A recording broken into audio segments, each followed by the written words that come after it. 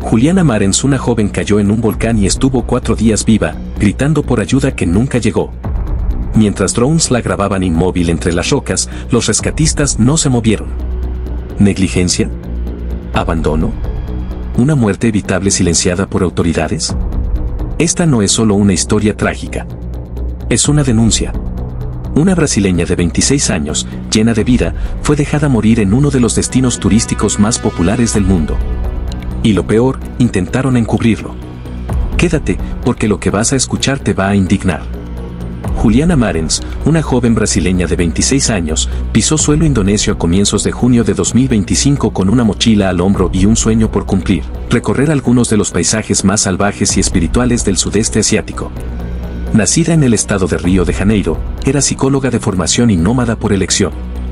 En redes sociales compartía postales de sus aventuras con frases sobre libertad, conexión interior y respeto por la naturaleza. Era de esas personas que viajan no solo para conocer el mundo, sino para conocerse a sí mismas. Indonesia era uno de los puntos culminantes de su travesía. Había leído sobre templos milenarios en Java, playas vírgenes en las islas Gili, y sobre el monte Rinjani, un volcán activo que se alza imponente en la isla de Lombok, a 726 metros sobre el nivel del mar. Considerado uno de los destinos de trekking más impresionantes del país, el Rinjani prometía una experiencia espiritual, exigente y transformadora. Un desafío que quiero para mí, escribió Juliana días antes, en un mensaje enviado a una amiga.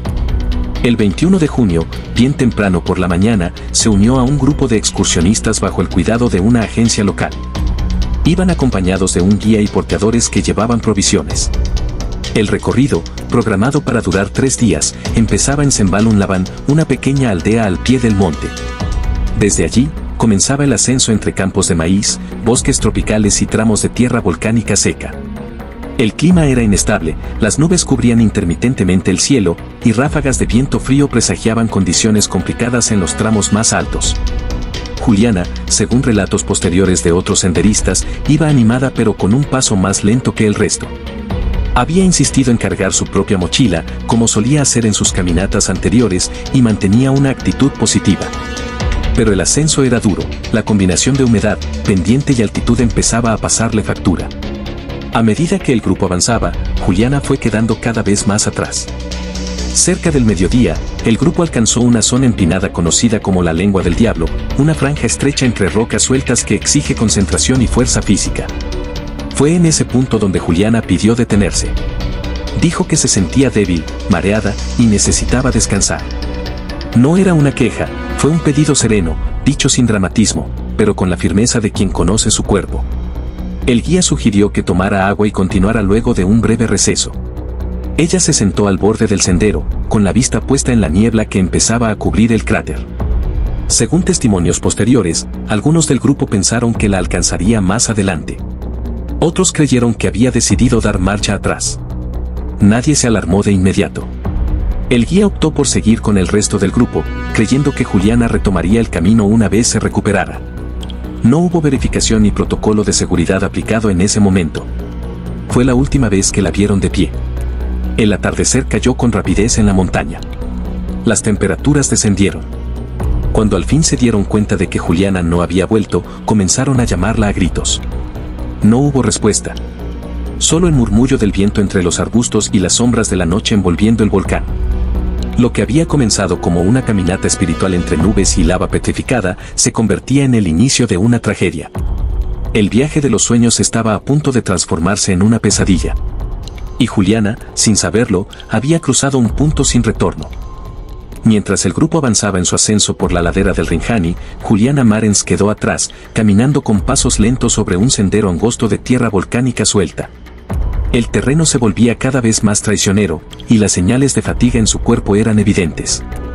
Sin embargo, pocos imaginaban que aquel retraso, apenas perceptible en un inicio, marcaría el punto de inflexión de toda la travesía. Minutos después de que se detuviera a descansar, su silueta desapareció del campo visual del grupo. Nadie la vio caer. No hubo gritos que alertaran, ni un estruendo que delatara un accidente. Solo un silencio inquietante que, en la montaña, pesa más que el viento. Al percatarse de que Juliana no había retomado el paso, el guía comenzó a buscarla regresando unos metros. Llamaron su nombre. No hubo respuesta. La angustia creció rápidamente. Varios miembros del grupo comenzaron a descender en dirección contraria para intentar hallarla. Fue entonces cuando uno de ellos, asomado entre las piedras, distinguió algo entre los matorrales y las paredes del cráter. Una figura inmóvil, vestida de colores claros, yacía a más de 100 metros cuesta abajo, en un barranco natural que se abría como una boca entre las entrañas del volcán. Era Juliana. A pesar de la distancia, pudieron oír su voz. Gritaba. Estaba viva. Su tono era débil, pero claro. Pedía ayuda. Suplicaba que no la dejaran allí. Aquellos gritos, mezcla de miedo, dolor y esperanza, quedaron grabados para siempre en la memoria de quienes los escucharon. El aviso a los servicios de emergencia fue inmediato. Desde la base del Parque Nacional, se organizó un operativo de búsqueda y rescate. En cuestión de horas, drones equipados con cámaras térmicas comenzaron a sobrevolar el área. Lograron captar imágenes claras de Juliana. Estaba acostada sobre una repisa de roca, rodeada de vegetación espesa, inmóvil, pero consciente. Su rostro, demacrado por el dolor y la deshidratación, miraba hacia el cielo. Las primeras imágenes divulgadas internamente por los rescatistas eran desgarradoras. Mostraban a una joven vulnerable, atrapada entre la vida y la muerte, a merced de una geografía hostil. Su caída no había sido vertical, había rodado y rebotado por la pendiente durante una veintena de segundos, hasta quedar en una zona que, aunque inaccesible a pie, no estaba del todo aislada. A simple vista, parecía posible llegar. Pero la realidad fue otra. Las condiciones climáticas comenzaron a empeorar. Una niebla espesa cubrió rápidamente la garganta del volcán, dificultando la visibilidad. Las ráfagas de viento helado eran constantes, y la tierra mojada por la llovizna ocasional volvía inestable cualquier intento de descenso. Según informes posteriores, los rescatistas evaluaron la situación como de riesgo extremo para cualquier maniobra terrestre. Los minutos se convirtieron en horas. Luego en días. En el campamento base, los equipos debatían posibles rutas de acceso. Se consideró usar cuerdas desde helicópteros, pero el mal clima lo impidió. También se barajó un descenso por los lados menos inclinados del cráter, pero requería equipamiento especializado que tardó demasiado en llegar. Las autoridades hablaban de una operación delicada, pero para la familia de Juliana, que seguía todo desde Brasil, comenzaba a tomar forma un sentimiento devastador: la estaban dejando morir. Durante 2 días, Juliana continuó viva. Los drones seguían registrando movimientos sutiles, una mano que se levantaba, un gesto de dolor, una mirada hacia arriba. Pero no hubo contacto directo. No hubo provisión de agua ni asistencia médica. Nadie logró acercarse. En la montaña, el tiempo es cruel. Cada hora sin ayuda es una condena. Y mientras la selva volcánica cubría lentamente su refugio improvisado, Juliana resistía como podía. A solas, con sus pensamientos, en un abismo tan físico como existencial. Desde ese instante, ya no era solo una excursionista perdida.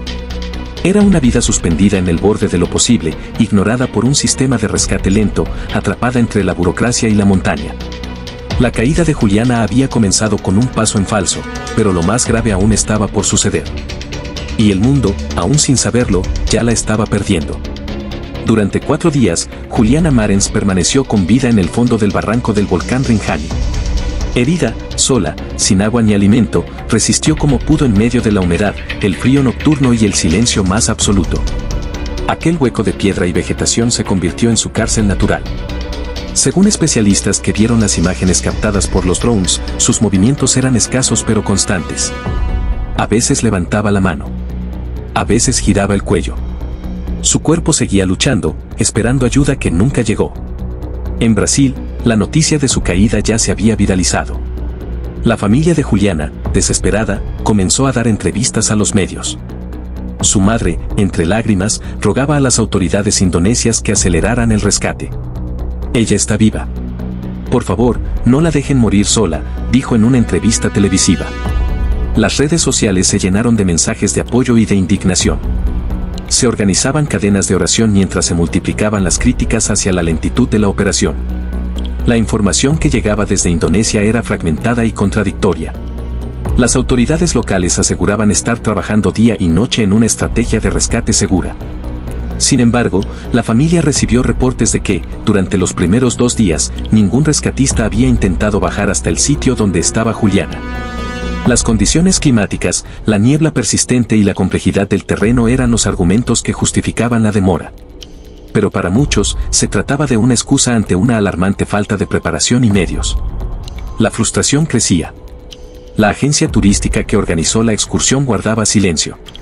Los guías que la acompañaron en la montaña no supieron explicar por qué Juliana quedó sola, ni por qué no se aplicó ningún protocolo de emergencia. La sensación era de abandono. Un abandono no solo físico, sino institucional, moral, humano. El 24 de junio, tras 4 días de espera agónica, un equipo de rescatistas finalmente logró descender.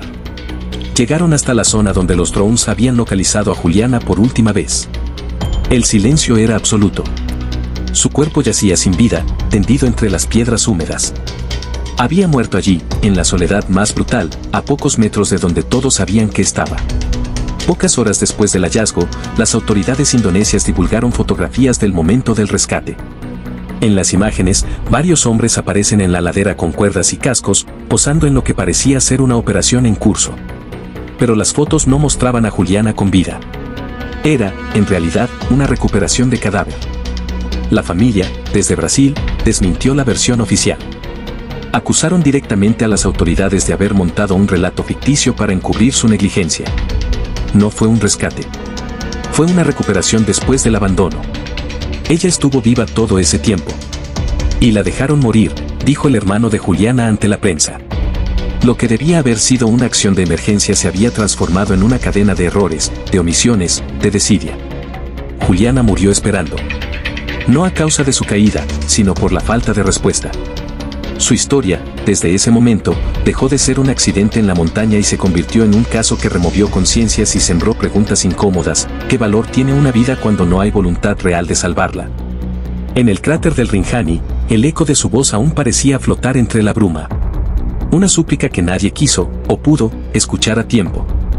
La muerte de Juliana Marens no fue solo una tragedia personal. Fue una herida pública. Una sacudida que atravesó fronteras y tocó fibras sensibles tanto en Brasil como en Indonesia. La joven psicóloga, llena de vida y sueños, se había embarcado en un viaje de descubrimiento. Pero lo que encontró fue el abandono, y lo que dejó atrás fue un grito colectivo por justicia. Pocos días después del hallazgo de su cuerpo, la indignación ya era imposible de contener. Desde Río de Janeiro, su familia alzó la voz con fuerza y dignidad. Exigieron explicaciones claras. No querían condolencias vacías ni notas diplomáticas de rutina. Querían saber por qué Juliana, a pesar de haber sido vista con vida durante días, no recibió asistencia. Denunciaron públicamente la improvisación en el operativo de rescate, la falta de coordinación entre autoridades locales y la conducta pasiva de la agencia turística que organizó la expedición. Las acusaciones fueron directas: negligencia, desinformación y una alarmante carencia de humanidad. A mi hermana la abandonaron. No fue un accidente inevitable.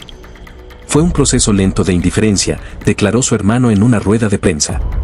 También se cuestionó el intento de las autoridades indonesias por controlar el relato público. La divulgación de imágenes del rescate cuando Juliana ya había fallecido fue interpretada como un gesto de manipulación mediática más que como una acción de transparencia. La presión social creció. En las redes, miles de personas compartieron su historia con hashtags como #Justicia por Juliana y #Rinjani nunca más. Se organizaron vigilias, protestas frente a consulados y campañas digitales para exigir reformas urgentes en el turismo de montaña en Indonesia. Una petición en línea, que pedía la regulación estricta de las agencias de trekking, acumuló más de 300.000 firmas en menos de una semana. Juliana se convirtió en símbolo. No solo de una víctima, sino de todo lo que puede fallar cuando la aventura se encuentra con la falta de responsabilidad. Su rostro, sonriente y sereno, circuló en medios y portales con una fuerza silenciosa. Era la imagen de una juventud que busca conexión con la naturaleza, pero que no debería pagar con la vida por la ineficiencia de los sistemas de seguridad. En Indonesia, la tragedia también dejó marcas. Grupos de montañistas locales, guías certificados y organizaciones civiles comenzaron a exigir mayores controles. Se habló de crear equipos de rescate especializados, establecer rutas vigiladas por GPS e imponer sanciones a agencias que operan sin personal capacitado. Aunque tímidas, algunas autoridades reconocieron la necesidad de revisión. Para la familia Marens, sin embargo, ninguna medida compensará la ausencia. No luchamos solo por justicia. Luchamos para que ninguna otra familia tenga que vivir esto, dijo su madre. Con ese espíritu, anunciaron la creación de una fundación con el nombre de Juliana, orientada a promover la seguridad en viajes de aventura y brindar apoyo a viajeros en riesgo. Juliana murió en la montaña que soñaba conquistar. Pero su historia no terminó en el cráter del Rinjani. Su voz, callada por la niebla y la piedra, hoy resuena como advertencia. Como memoria. Como llamado urgente a no romantizar el riesgo sin exigir responsabilidad. Porque ninguna belleza natural debería eclipsar el valor más sagrado, la vida. ¿Qué habría pasado si el rescate hubiera sido inmediato? ¿Cuántas Juliana más podrían evitarse con protocolos adecuados y decisiones urgentes? ¿Estamos realmente preparados para enfrentar los riesgos del turismo de aventura? Si esta historia te conmovió, comparte este video para que la memoria de Juliana no se pierda. Déjanos tu opinión en los comentarios. ¿Crees que hubo negligencia? ¿Qué debería cambiar? Suscríbete para no perderte más historias que merecen ser contadas. Y no olvides activar la campanita para recibir notificaciones cada vez que publiquemos un nuevo capítulo. Tu voz también puede salvar vidas.